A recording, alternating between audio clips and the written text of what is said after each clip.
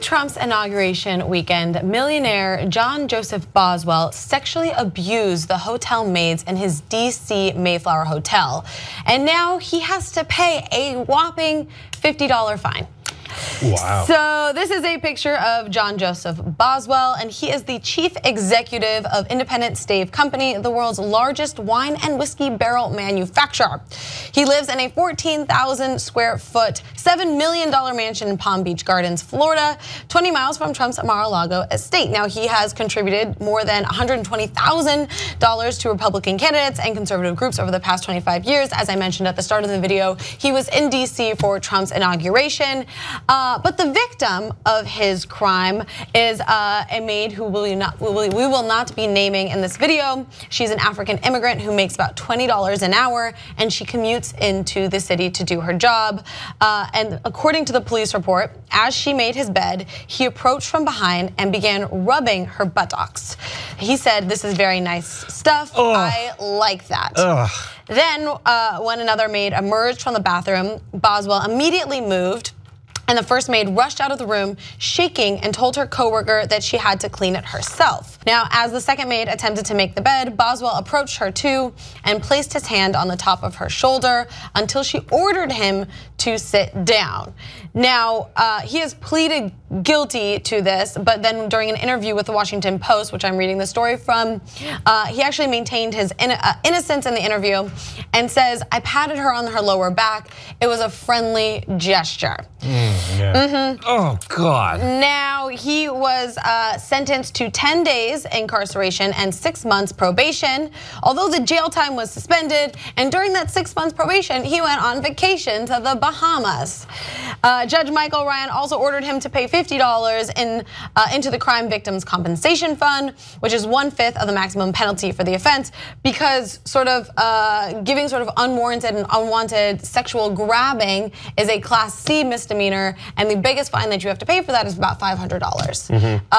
So clearly this is an example of what happens when you are a rich white male.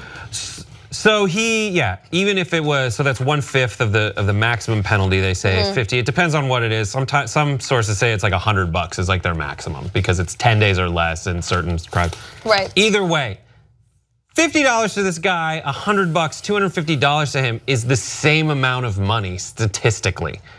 The marginal difference as it relates to his overall income of, as reported here, $600,000 a month. Like, why not give him the maximum?